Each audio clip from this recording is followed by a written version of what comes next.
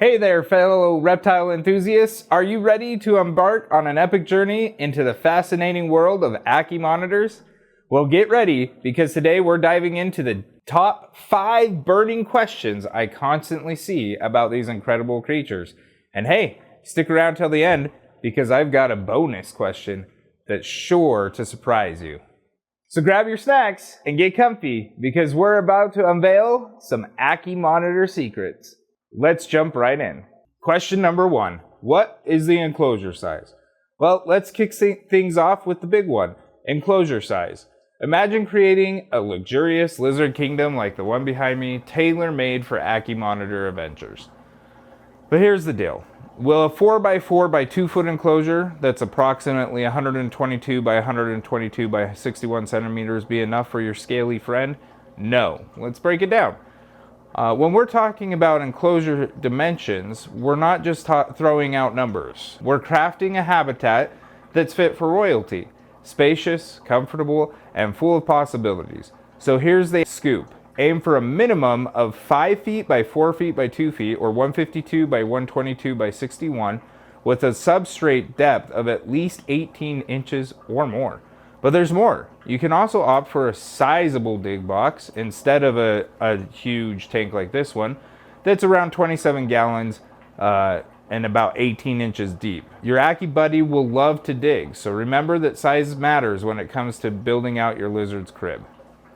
Question 2. Red or yellow Ackie? Now let's tackle the age-old question. Red or yellow Ackie? It's like choosing between pizza and tacos, or both. Both are amazing, but each has its own unique flavor. So what's the deal with these colorful critters? For those unfamiliar with Ackies, they come in different locales, I guess, which are loosely tied to their Australian origins. While they were once considered subspecies, yellow and red, the scientific community has since agreed that they are all part of the same species, but with different regional variations, more or less.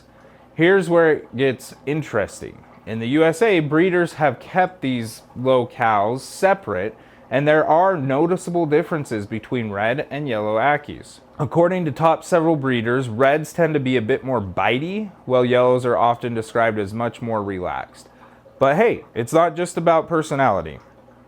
There's also a subtle difference in coloration. If you take a closer look, you'll notice the red Ackies have a deeper, richer base color, while the yellow Ackies have a more muted hue. It's like comparing a bold sunset to a soft sunrise. Both stunning in their own way. And put it down in the comments if you prefer reds or yellows, if you have both, or if you have one, why did you pick it? Now let's talk about question 3, the diet. This is not everyone's favorite topic, but Ackie monitors are insectivores for the most part, gobbling up bugs like there's no tomorrow. But hey, variety is the spice of life, right? So let's dish out the details on what's on the Ackie menu. First up, you've got the classics. Dubia roaches, crickets are the Accie's go-to meal, packed with essential nutrients and protein. But why stop there? Let's add in superworms, hornworms, and maybe even a few mealworms every now and then for good measure. It's like hosting a bug buffet, and your Ackie is the guest of honor. And here's where things get a little interesting. I often will feed cooked eggs. Yep, you heard me right. Ackies love themselves some scrambled eggs. It's like breakfast time in the lizard world. But remember, moderation is key. Think of it as a special treat rather than a daily indulgence. Oh, and don't forget to keep those feedings regular. Every other day is my preferred feeding schedule. After all, a well-fed Ackie is a happy Ackie. One last thing to consider is how many bugs and how often. So I will feed depending on what I have available at the time. I usually do a mix of 2 dubia roaches and 4 or 5 crickets for my adolescents. For my adult female breeders, I'll really just feed till they're done eating, and they typically just will not eat after they're full. For the males, they'll also, the adult males will do the same thing. They'll kind of just stop eating when they're full. So I'll feed anywhere from 2 dubia roaches and a cricket, or no crickets and 1 dubia roach, just depending on how hungry they are, all the way up to sometimes our female, especially right after egg laying, will eat like 10 dubia roaches at one time. So I kind of, once they hit adulthood, I don't moderate as closely. I just let them moderate for me.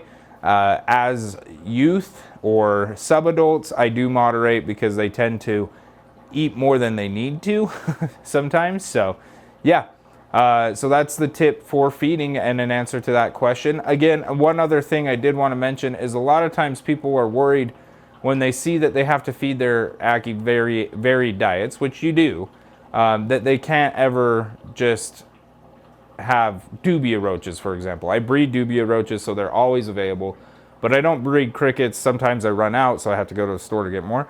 You know, it's okay to just feed them dubia roaches if you're out of stuff for the day. You don't have to make an extra trip if you're going out the next day or something and you can pick them up then.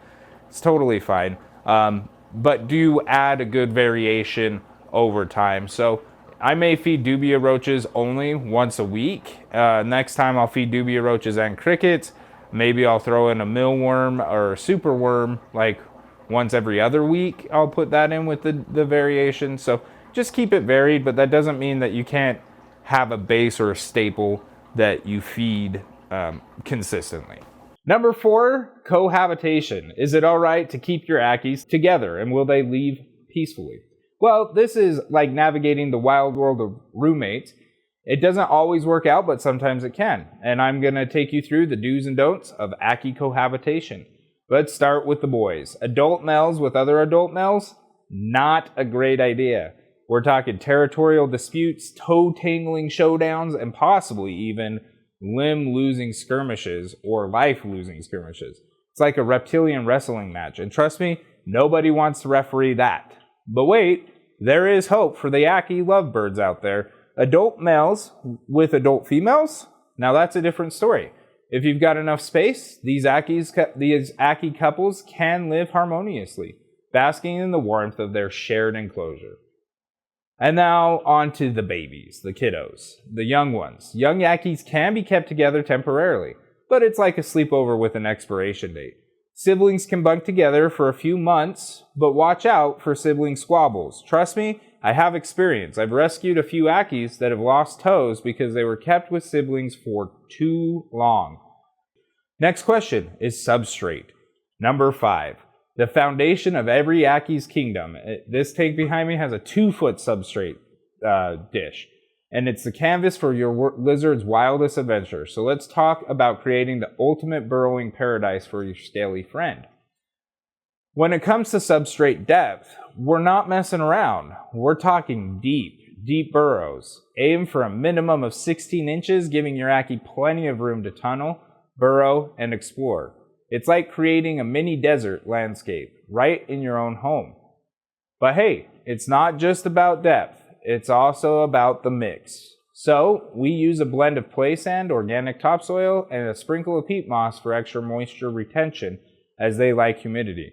It's like mixing up a potion for your Akkie's burrowing pleasure. They'll thank you with every dive into their sandy paradise. So whether you're crafting a cozy burrow or building a sprawling desert landscape, just remember, substrate isn't just dirt, it's the foundation of your Akkie's kingdom. Lights, camera, action. When it comes to lighting, Ackies need a lot of it. It's going to be bright. They demand the spotlight. And who are you to deny them? So let's talk about creating the ultimate lighting setup for your scaly superstar. You're going to need a solid lighting setup for your Ackies, and we're talking the works. First, you're going to need heat lamps. I use 2, and they really like it hot, so you may only be able to get away with 1, but for basking bulbs, I recommend 1 or 2 100-watt par 38 floodlight bulbs.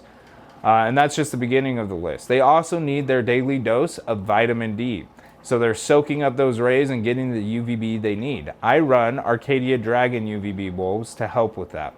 And finally, we've got the LED lights, because why not add a little pizzazz to your Akkie's pad? The Arcadia Jungle Dawn is a fantastic way to both light up the enclosure and give any plant a way to grow. But not only that, all these different lights also provide different lighting spectrums, which help your Ackie see the world in color. So you want to have a bunch. And now for our final bonus question, building trust. The golden question, how do you earn your Akkie's trust? It's like building a friendship. It takes time, patience, and a whole lot of snacks. So let's talk about winning over your Ackie buddy. I usually start by offering tasty treats with tongs. I do tong feeding to avoid the scent of their food getting on my fingers and making my fingers smell extra yummy so they don't think they're a snack. As your Ackie gets more comfortable, you'll start to notice them chilling by the glass, begging for food like a little lizard doggy. At this point, I feed them while they are stepping on my hand. So I'll put my hand in and I'll lead them onto my hand and then feed them.